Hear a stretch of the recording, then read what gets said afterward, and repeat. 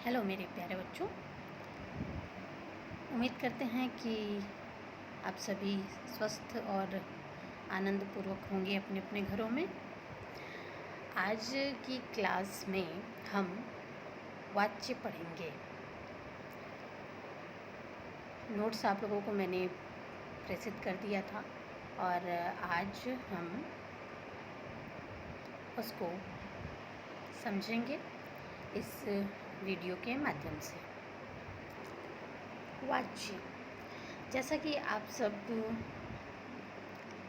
Notes के माध्यम से पढ़े होंगे, तो वाच्य जो है यह वाक्य का ही एक प्रकार है।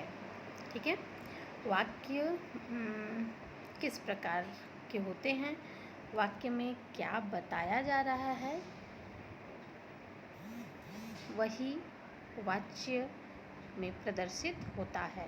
ठीक है, तो वाच्य जो होता है वह 3 प्रकार का होता है। ठीक, कर्ता, कर्म और भाव। वाक्य के ही अंतर्गत यह तीनों निहित होते हैं। तो हम इस प्रकार से कह सकते हैं कि क्रिया का रूपांतरण या फिर क्रिया का बदलाव 3 कर्ता कर्म भाव के आधार पर होता है और इनका यही परिवर्तन रूप जो होता है वाक्य का, वाच्य कहलाता है। ठीक है, अब 3 प्रकार के होते हैं। पहला है आपका कर्तृवाच्य, दूसरा है कर्मवाच्य और तीसरा है भाववाच्य। कर्तृवाच्य से ही जैसा कि विदित हो रहा है, पता चल रहा है कि कर्तृ अर्थात कर्ता। ठीक है, तो कर्ता जिस वाक्य में प्रमुख होगा वह कर्तृवाच्य कहलाएगा, जिस वाक्य में कर्ता की प्रधानता होगी। ठीक है, जैसे में ले लीजिए, राम केला खाता है। ठीक है, यहाँ जैसे दे रहा है राम केला खाता है। ठीक है, तो राम केला खाता है, इसमें राम क्या हो जाएगा, राम हो जाएगा आपका कर्ता। ठीक है, या फिर रमेश केला खाता है तो रमेश हो जाएगा आपका कर्ता। दूसरा उदाहरण है दिनेश पुस्तक पढ़ता है, तो दिनेश के द्वारा पुस्तक पढ़ी जा रही है ना, तो इसमें कर्ता दिनेश है। ठीक है, कर्तृवाच्य में इम्पोर्टेंस आपको यही ध्यान रखना है उसमें कि एक तो ऐसे वाक्य में कर्ता की प्रधानता होती है और जो आपका पहचान होती है, यानी कर्ता ने कर्म को करण से इस प्रकार से जो रूप चलता है, तो कर्ता का जो पहचान चिन्ह होता है ने, यदि किसी वाक्य में आते हैं अथवा चिन्ह की शून्यता होती है, अर्थात ने न आने पर भी ऐसे वाक्य जो होते हैं कर्तृवाच्य होता है। जैसे यहीं पे देख लीजिए, रमेश केला खाता है, तो केला किसके द्वारा खाया जा रहा है, रमेश के द्वारा। ठीक है, तो यहाँ पर आपको पता चल रहा है इसमें शून्य चिन्ह है ना, ने इसमें है नहीं, लेकिन फिर भी पता चल रहा है। और जिन वाक्यों में ने रहेगा, यानी कि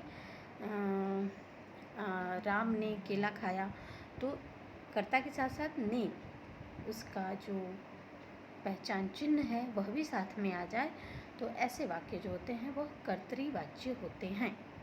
एक चीज़ इसमें और है कि ध्यान रखने वाली बात है कि कर्तृवाच्य में जो क्रिया होती है वो अकर्मक और सकर्मक दोनों हो सकती है। ठीक है, अब उम्मीद है कि आप पहचान जाएंगे। दूसरा है आपका कि कर्मवाच्य। इन वाक्यों को पहचानने का तरीका क्या होता है उसे ध्यान से देखिएगा। कर्मवाच्य, इस प्रकार के वाक्य में कर्म की प्रधानता होती है। ठीक, कर्म की अर्थात इसमें क्रिया जिस रूप में होती है, ठीक है, उसमें कर्म की प्रधानता होती है क्रिया के माध्यम से, और इस प्रकार के जो वाच्य होते हैं इसमें सकर्मक क्रिया होती है। ठीक, जैसे कवियों द्वारा कविताएं लिखी गईं, ठीक है, कवियों द्वारा कविताएं लिखी गईं, ठीक है, सकर्मक क्रिया हो रही है, कवियों के द्वारा कविताएं लिखी जा रही हैं, ठीक है। और जहाँ इसका पहचान एक ये भी है, के द्वारा जहाँ आता है वाक्य में, ऐसे वाक्य कर्मवाच्य होते हैं, ठीक है, ध्यान रखिएगा। सकर्मक क्रिया होनी चाहिए और के द्वारा जिन वाक्यों में आएगा ऐसे वाक्य होते हैं कर्मवाच्य, और जिसमें कर्म की प्रधानता हो क्रिया के माध्यम से, ठीक है, यानी कि किए गए कार्य की प्रधानता हो, ऐसे वाक्य आपके जो होंगे वो कर्मवाच्य होते हैं।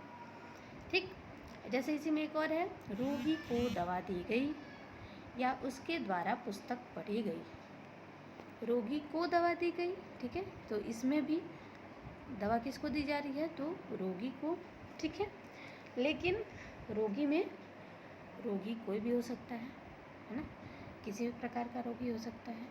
तो रोगी है कौन, तो ये कर्ता, एग्जैक्ट कर्ता नहीं है, ठीक है, यहाँ कर्म की प्रधानता हो रही है, तो इसलिए इस वाक्य में भी कर्मवाच्य है। और उसके द्वारा पुस्तक पढ़ी गई, यानी कि कर्ता इसमें भी निश्चित नहीं है ना, तो उसके द्वारा निश्चित नहीं है कर्ता, निर्जीव होता है जिन वाक्यों में कर्ता। इसकी एक पहचान ये भी है कि जिन वाक्यों में कर्ता निर्जीव हो और के द्वारा का प्रयोग किया जाए, ऐसे वाक्य कर्मवाच्य होते हैं। ठीक, और क्रिया इसमें सकर्मक होती है, ध्यान रखिएगा। आपका अंतिम है इस वाक्य का भाववाच्य। भाववाच्य अर्थात जिस वाक्य में भाव की प्रधानता होती है, ऐसे वाक्य जो होते हैं आपके भाववाच्य होते हैं, ठीक है। अब इसमें इम्पोर्टेंस क्या है, इसमें पहली चीज़ यह है कि इसकी जो क्रिया होती है वह अकर्मक होती है, अकर्मक होती है, ठीक है। और इसमें भाव की प्रधानता होती है और अधिकतर यह वाक्य नकारात्मक ही होते हैं, ठीक। तो ऐसे जब वाक्य आपको मिलेंगे तो वह भाववाच्य वाक्य होंगे। जैसे मोहन से टहला भी नहीं जाता, ठीक है, मोहन से टहला भी नहीं जाता, अर्थात भाव की इसमें प्रधानता हो रही है और क्रिया किसी और के द्वारा हो रही है, कह कोई और रहा है ना, और नकारात्मक वाक्य है। और टहला नहीं जाता मतलब यह अकर्मक क्रिया है, ठीक। या धूप में चला नहीं जाता, तो इसमें भी भाव उत्पन्न हो रहा है, और चला नहीं जाता यह भी एक अकर्मक क्रिया है, ठीक है। मुझसे उठा नहीं जाता, तो उठना यह भी अकर्मक क्रिया है, और यह इस प्रकार से भाववाच्य हो जाएगा।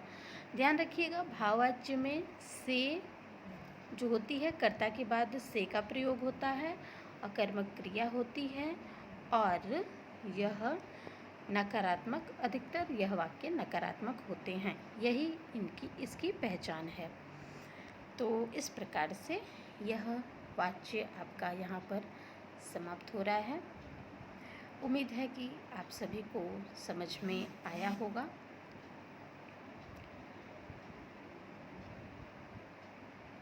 आगे के लिए धन्यवाद।